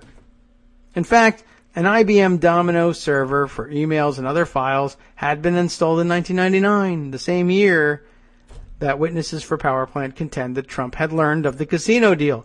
Prior to that, as early as 1997, the Trump corporations used servers off-site operated by a company called Jersey Cape, according to sworn testimony by one of the Trump IT experts. The following year, the Trump Organization and Trump Hotels moved to another email provider, Technology 21. These startling revelations changed nothing, however, because there was no trove of documents. The Trump records had been destroyed. Despite knowing back in 2001 that Trump might want to file a lawsuit, his companies had deleted emails and other records without checking if they might be evidence in his case. Beginning around 2003, the company wiped clear the data from everyone's computer every year. Lawyers for Trump Hotels had never sent out the usual communication issued during litigation instructing employees to stop destroying records that might be related to the case. The deletions continued, and backup tapes were reused, thus erasing the data they held, because with $1 billion, he couldn't get any more tape. Power plant lawyers also discovered that after the lawsuit was filed, Trump Hotels disposed of a key witness's computer without preserving the data on it. In subsequent filings, Power Plant maintained that Trump Hotels had intentionally deceived the court in its March 2006 filing when it claimed it had located no emails relevant to the case because at that point it had not yet conducted any searches in its computer systems. Trump Hotel executives did not instruct their IT department to examine backup computer tapes until 2007, and even then the job wasn't done, depositions show. And when computer specialists finally attempted to electronically locate any relevant documents that had survived the flurry of deletions, the procedures were absurdly inadequate. While looking for relevant documents, the technology team was told to use only two search terms: the name of the tribe and the last name of the former Trump associate. So even if there was an email that stated Donald Trump learned the full details of the Hard Rock Casino deal in Florida in 1999, it would not have been found by this search. With all this proof that Trump Hotels had ignored every court order and filed false documents, Power Plant asked the judge either to impose sanctions or allow its own expert to search for relevant digital records. Trump Hotels argued it had done nothing improper, although its lawyers acknowledged having made some mistakes. Still, this does sound familiar, doesn't it? Streitfeld ordered Trump Hotels to make its servers and computer systems available for inspection by a computer forensics consulting firm. That review showed there was no digital data in the computers, servers, or backup tapes prior to January 2001, the very month Trump claimed that he learned of the Florida casino deal. Just happened to key it to that. Yeah. Hey, did you see this new deal about the casino? Yeah, I did. Hey, would you delete all of our files from before today? Thank you. Okay, sure. I'm sure that happens all the time. With the likelihood of sanctions growing, Trump Hotels dropped the suit a few months later, in part because of the company's financial troubles. A company involved in the power plant case agreed to purchase one of Trump's struggling casinos in Atlantic City, and included that as part of the deal a requirement that the litigation be ended. Okay. This review of Trump's many decades of abusing the judicial system, ignoring judges, disregarding rules, destroying documents, and lying about it is not simply a sordid history lesson. Rather, it helps explain his behavior since he declared his candidacy. He promised to turn over his tax returns and his health records, just as he promised to comply with document discovery requirements in so many lawsuits and then reneged. As a result, he has left a sparse evidentiary trail that can be used to assess his wealth, his qualifications for the presidency, or even his fitness. Not fitness for the presidency, but physical fitness. But hey, fitness for the presidency as well. Should voters choose him to be the next U.S. president, he will enter the Oval Office as a mystery, a man who repeatedly flouted the rules. He has solemnly told the country to trust him while refusing to produce any records to prove whether he speaks the truth or has utter contempt for it. And really, honestly, what would be the problem with hooking that guy up with Nixon's actual guys and sending them to the White House? Any reason that should be a problem for anybody? No? Okay, good. Glad we're clear on that. Okay. Well, that is pretty revealing. It does tell us a little bit about how he operates. I guess it would make an easy transition then to go over to the slate thing, but I still don't think I have the grasp of the technical issues that you really need to be able to parse these things. And you've likely read through it yourself. Though I wanted to put that on there as background. I think that's important stuff to read side by side with this story about the Trump servers that we find out about in Slate. I mean, just so that you have an idea of how Trump manipulates digital record keeping in order to cover up any trails of either his own wrongdoing or just anything that could disadvantage him in a lawsuit. I found that rather interesting and revealing.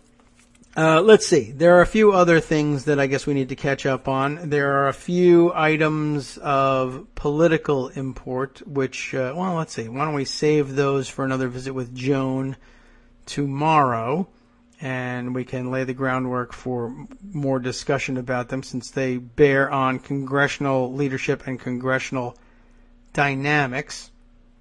And I know that there's a bunch of other things which, if we just scan back a little further in Pocket, we will be reminded of the importance of, and we'll be able to add into the mix. Let's see. One other thing I wanted to talk about that's more recent, though.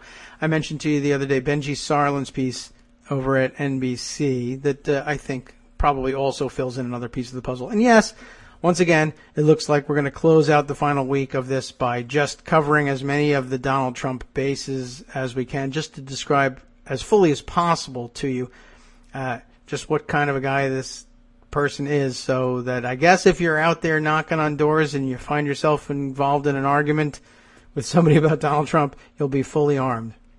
But just to fill out the psychological profile of this guy, I guess, here's Benji Sarlin's piece, Analysis, the Vengeful World of Donald Trump and Why It Matters. So alongside of his manipulation of evidence and electronic document keeping, we have this. Summarizing Donald Trump's worldview is not easy, but this may come close. The world is a violent place, and it demands a violent response. So for a guy who has no respect for the rule of law, to call himself a law and order candidate, but exhibiting no regard for the majesty of the law when it impacts him, or bears negatively on him anyway. Interesting that I guess he also sees things in stark and violent terms. I guess there really is the question. You give me a court order to preserve documents. Are you going to make me, or are you going to push paper about it? His campaign, Sarlin continues, might seem like a storm emitting strikes of lightning. He's made news by giving out a Republican rival's phone number, tweeting about a sex tape, which turns out there may be one on him, and even accusing his opponent, Hillary Clinton, of possibly taking drugs. You remember that one? It's the only way she could beat me in a debate. But there's a pattern to what he says and does, and the campaign's waning days have placed that pattern in sharp focus as Trump issues apocalyptic warnings of a vast conspiracy to steal the election. This is a struggle for the survival of our nation, believe me. And this will be our last chance to save it on November 8th, Trump said in a speech this month. His emphasis on violence and retaliation, especially outside the confines of the law, is unique among modern nominees and is rooted in a set of guiding principles. Really? Well, what are they? In his eyes, the world is an unforgiving place where cities are war zones, where rapists are streaming across the border, and where jealous rivals are hatching plots to humiliate America and Trump personally. To prevail in such an environment, he suggests the response to any slight must be swift and overwhelming. Dwelling on limits imposed by law or tradition is usually a secondary concern, if it's a concern at all, I would add. This framework has expressed itself in policy, in which Trump has extolled the use of torture, threatened reprisals against the families of terrorists, and pledged to jail Clinton, a former senator and Secretary of State. It has expressed itself rhetorically in vicious insults against critics and in his encouragement of violence by supporters. She's nasty, but I can be nastier than she can ever be, Trump told the New York Times after Clinton criticized his past comments on women's appearances in their first debate. The next day, he suggested at a rally that she had cheated on her husband while offering no evidence for the claim. It has expressed itself in the video of Trump boasting about sexual assault and demeaning a journalist who, he said, refused his advances. In recent days, he's threatened to sue women who have publicly accused him of unwanted sexual contact and to break up large companies, including Comcast, which owns NBC News, by the way, that produce media coverage he finds unfair. It has also expressed itself at Trump's rallies, where supporters have reflected the candidate's harsh tone. We're all Second Amendment pros. We want our country back, like he just said, and she's not going to give it to us, a Trump voter, Tammy Wilson, said at a Florida rally this month after predicting people would rise up if Trump loses. The Trump campaign did not respond to requests for comment for this story. With Trump's language heating up in the final days and his list of enemies growing fast, some civil rights groups and law enforcement officials are raising fears that things could get out of hand. We are concerned about the possibility of violence on Election Day and afterwards, Heidi Beirich of the Southern Poverty Law Center told NBC News. What about this? A strict code of vengeance seems to be a point of pride for Trump, who has touted his philosophy on numerous occasions. What happens is they hit me and I hit them back harder, and usually, in all cases, they do it first, Trump told Fox News in April, but they hit me and I hit them back harder and they disappear. That's what we want, to lead the country. The same month, Trump told a radio host that the Bible verse that has influenced him the most is an eye for an eye. They laugh at our face, and they're taking our jobs, they're taking our money, they're taking the health of our community, Trump said, explaining his affection for the passage. We have to be firm and we have to be very strong, and we can learn a lot from the Bible. That I can tell you. Sure. He's explained his support for torture and war crimes as a case of having to fight fire with fire. He's justified an abusive tweet mocking Texas Senator Ted Cruz's wife, Heidi, as an example of counterpunching, one of his favorite phrases. Am I not allowed to respond? He asked after being criticized for feuding with a Gold Star family that denounced his proposed ban on Muslims. I know of no presidential candidate and no president who has used that kind of imagery on a repeated basis throughout an entire campaign. Martin Medhurst, a professor at Baylor University who specializes in political rhetoric, said, "There's simply nothing like it." At the second presidential debate in St. Louis, millions of viewers waited to hear how Trump would respond to the newly released 2005 Access Hollywood tape in which he boasted of grabbing women's genitals. When asked whether his comments constituted sexual assault, the candidate briefly apologized and dismissed the remarks as locker room talk, but then his answer took an abrupt turn for the bloody. You know, when we have a world where you have ISIS chopping off heads, where you have them, frankly, drowning people in steel cages, where you have wars and horrible, horrible sights all over, and you have so many bad things happening. This is like medieval times, Trump said. We haven't seen anything like this. It was a revealing riff, one that Trump has used many times before, and makes sense in his confrontational worldview. As long as an enemy somewhere is engaged in bad behavior, there's little point fretting about the goodness of one's own.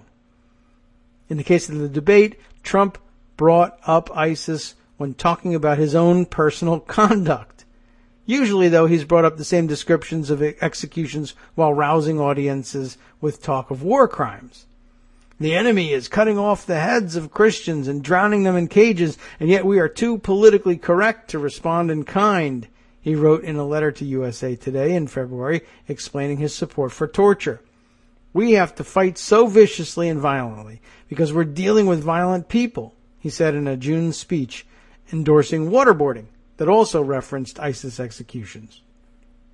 Trump has made this willingness to out-brutalize opponents a central point of his political message. It was an effective strategy during the Republican primary campaign when his rivals were largely uncomfortable straying from constitutional limits or traditional assumptions of human decency. On the eve of the New Hampshire primary last February, for example, Trump repeatedly used the words of a supporter who called the leading opponent, Ted Cruz, a pussy for not showing enough enthusiasm for torture. And I don't know, I guess if we're allowed to use it in actual reference to genitalia, I suppose we can use it figuratively as well, even though it's not nice either way. Trump later credited the moment with helping power him to victory in the state. Torture works, okay, folks, he said later that month. If it doesn't work, they deserve it anyway, he has also said. Officials who served under the last Republican president, George W. Bush, remember him, engaged in heated debates over issues like torture that tested legal boundaries. Bush ultimately authorized the use of waterboarding, arguing it did not rise to the level of torture. Congress eventually outlawed the practice. It is notable, however, that some of the most prominent figures on both sides of those Bush-era arguments are now among Trump's fiercest critics. On issue after issue, Trump lacks fundamental humanity in his approach to people that is absolutely startling, said Alberto Mora, a former top Navy lawyer who led efforts to oppose practices like waterboarding within the Bush administration. His support of torture is of a piece with his innate cruelty. John Yoo, the author of the so-called torture memos that provided legal footing, and I guess here I would say so-called legal footing, for enhanced interrogation techniques like waterboarding, condemned Trump using equally strong language, even comparing him to fascist dictator Benito Mussolini. He's the classic demagogue described well in the Federalist Papers that our system is designed to stop, Yoo said, although it's actually not. For Mora and Yoo, the issue isn't just the proposals Trump has championed, but the underlying philosophy they see behind them. He's pandering to the sort of visceral reaction people have for revenge against terrorists, which is not what motivated the Bush administration, Yoo said. Trump's public remarks often suggest that brutal adversaries should set the terms of engagement. Look, you have to play the game the way they're playing the game, Trump said on CBS last March when asked whether he was stooping to the same level as the savages he sought to defeat. In a GOP debate last December, when criticized for his plans to take out the civilian families of terrorists, Trump asked, "So they can kill us, but we can't kill them?" Army Lieutenant General Keith Kellogg, an advisor to Trump, told NBC News that the candidate would uphold American law and international treaties, such as the Geneva Convention, that the candidate has criticized on the trail. His point is that he will do everything he can to protect the American people, everything, but he also understands there are certain rules, Kellogg said. No, he doesn't. Trump himself has said as much after initially suggesting at a debate that he would override military officers who refused to carry out illegal orders. He currently enjoys support from a number of retired military leaders, yet dozens of senior Republican national security officials in August signed onto a letter opposing his candidacy. In March, 122 prominent foreign policy and national security conservatives also warned of Trump's embrace of the expansive use of torture. "I would never trust him to follow the law," said Elliot A. Cohen, a former State Department official under Bush who helped organize the March statement. We're dealing with a dangerous egomaniac with no control of himself, recognizes no limits, no bounds, and does not recognize the constraints of law or anything else. Yep, I'd have to agree. Now, waiting in line with thousands of Trump fans outside the Mohegan Sun Arena in Wilkes-Barre on October 10th, some of the nominee's supporters offered a different take on Trump's tough stance on security. To Ben Johnson, a retired firefighter wearing a Deplorable Me t-shirt and a Make America Great Again cap, the problem isn't Trump, it's everyone else. Other politicians, Johnson said, offer a rosy picture of the world. Trump, he said, is a realist, especially on issues like terrorism. I dug at the World Trade Center for 2 weeks, so I saw what these people are capable of up close and personal, Johnson said. If Hillary Clinton gets in, it's going to be more of that. At the rally, 2 women in costume acted out a coughing Clinton being led to a prison by Trump. Inside the venue, a man wearing a "She's a C-word, vote for Trump" t-shirt sat with his wife and children. I remember that guy. While most audience members opt for a tamer message, "Trump that bitch" t-shirts have been a rally mainstay for months. When Trump spoke that day, he paused at points to allow the crowd to scream in unison at the reporters covering the rally. Chants of "Lock her up," the campaign's unofficial slogan, broke out before and during his remarks. "Lock her up is right," Trump said, who had said he will prosecute and jail Clinton. 4 days later in Greensboro, North Carolina, another crowd chanted "Lock her up," this time in reference to one of the women accusing Trump of unwanted sexual contact. How do you like that? The women coming forward with stories of what they say was inappropriate behavior by Trump were the main topic of the speech that day. Trump, who counts among his fans people notorious for harassing perceived enemies on social media, urged the crowd to check out one of the accuser's Facebook pages. While Trump spoke, a burly man in a Make America Great Again cap put a protester in a headlock before security removed the activist, then walked around collecting high fives from rallygoers. As security came to remove him as well, the crowd began cheering, "Let him stay." While past presidential nominees have taken care to distance themselves from unruly or threatening supporters, Trump has hinted, implied, or outright stated that extremism in defense of Trump is no vice. That message peaked during the primaries when Trump, running on a platform of law and order, routinely defended supporters who physically attacked protesters.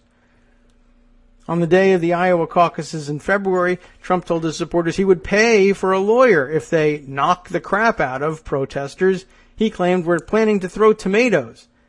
Later that same month, a protester was escorted out. Trump said he'd like to punch him in the face, I tell ya. In March, Trump said he would consider paying legal bills for a supporter who had sucker punched a protester on camera. He didn't condone the behavior, but the protesters, he said, were very taunting. These face-offs were a familiar ritual at Trump rallies until the candidate toned things down somewhat after protesters and supporters clashed at a March event in Chicago. His rallies now include a recorded request that audience members let security handle any disturbances. The largest subsequent outbreak of violence came from anti-Trump protesters who threw eggs and attacked Trump supporters at an event in San Jose. But Trump also warned Republicans of riots if delegates denied him the nomination at the GOP convention. We see a lot of violence around Trump appearances where supporters think, well, gee, he's authorized me to do it, even without a direct order, said Kim Lane Shepley, a Princeton professor and expert on authoritarian regimes. It creates a kind of culture of permission, she said. Twice, Trump has made jokes that seem to float the notion of Clinton being assassinated. In August, he suggested Second Amendment people could prevent her from filling a Supreme Court seat. It was widely perceived as a reference to violence, although the campaign denied that was its intent. In September, he said Clinton's bodyguard should disarm, then see what happens to her. Trump has also shown unprecedented tolerance for supporters who engage in more overt threats. He enthusiastically defended the character of an advisor, Al Baldessaro, after he repeatedly sent Clinton should be shot by a firing squad, even after his campaign distanced itself from the remarks. Carl Palladino, the current chair of Trump's New York campaign, sent an email to a female anti-Trump GOP Utah delegate saying she should be hung for treason and promised to be in your face at the convention. Roger Stone, a longtime informal advisor to Trump, has regularly called for executing political opponents. And it goes on and on and on. There's a little bit more. I don't know. Maybe we can even squeeze that last bit in before we end. In the final weeks of the campaign, the candidate has cast himself as the victim of unsubstantiated global conspiracies to rob him of the presidency, blaming almost everyone, including media outlets, election officials, banks, pollsters, Democrats, Republicans, and his many female accusers. Taking a cue from the nominee, one Trump voter told the Boston Globe that he plans to make minority voters a little bit nervous at election sites in response to the candidate's regular calls to watch for fraud at the polling places. Others have raised the possibility of post-election unrest. The Trump campaign responded to the Globe article by saying that they reject violence in any form and will not allow it to be part of our campaign. At least that's normal. For the most part, Trump supporters at recent events say they will accept the results of the election even if they question the process. Trump has complained that accusations his campaign remarks stoke violence are overblown and has accused activists of deliberately baiting his voters. But the escalation in rhetoric, paired with Trump's long-standing reluctance to denounce extremist supporters, has civil rights groups worried that conditions are becoming dangerous. This fear is especially pronounced because Trump has cast such a wide net in picking targets, and they often have a racial, ethnic, or a religious component. He has regularly made false claims about American Muslims celebrating terrorism or refusing to turn in an attacker, and warned that other communities, almost invariably cities with large minority populations, are out to steal the election. Recently, Trump told Fox News illegal immigrants are voting all over the country. What happens on November 9th is anyone's guess, but some of these trend lines of mainstreaming and broadening bigotry and incidents of violence and hints of a dark conspiracy are very concerning, Jonathan Greenblatt, CEO of the Anti-Defamation League, said in an interview. And they're finally getting into the act, of course, because of the increasing number of anti-Semitic incidents live and in person at some of his rallies, including, of course, just the other day, made famous in a viral video, the chanting of Jew-SA in the face of the Jew-controlled press. The guy had no compunction about it whatsoever, and he looked a little bit like his doctor, actually, frankly. I think maybe you should put the two of them side by side. He might have shaved his beard to do that one. Anyway, time to wrap things up here. We've got more, of course. We'll be visiting with Joan McCarter tomorrow. I've got more pieces that play into this whole narrative. And I guess we'll be wrapping up the final closing remarks in the case against Donald Trump in the days to come. And there's plenty of evidence to enter into the record yet. But what's coming up next on Netroots Radio? It's the after show where they always pick up on the things that we managed not to get to today. Let's see what they've got in store for you today. A military veteran employee at a VA medical facility is tossed out by security after complaining about a hallway Bible giveaway. A federal judge rejects the New York Police Department's settlement of lawsuits on illegal surveillance of Muslims, ruling it did provide sufficient safeguards and protections. And survivalists hunker down for the coming apocalypse beginning after Election Day. What about the last half? Well, they'll be visiting with Chris Reeves, Tom Servo 433, of course, on whether the Kochs and Peterson are running effective stealth campaigns down ballot, potential voter intimidation at the polls, and if a candidate campaigns in communities of color instead of at the country club, will the press ask why Daily Co's the candidate has disappeared? On netrootsradio.com. You have been listening to the Kagro in the Morning Show with David Waldman. Well, won't that be interesting? I wonder, where is that happening? I'm excited to find out and see what kind of other ridiculous is happening. Of course, there's much more. Always the Connect, Unite, Act, Daily Toast Community Calendar, and more on the After Show with Wink and Justice coming up next. Stay tuned. We're in the final countdown. Just days to go.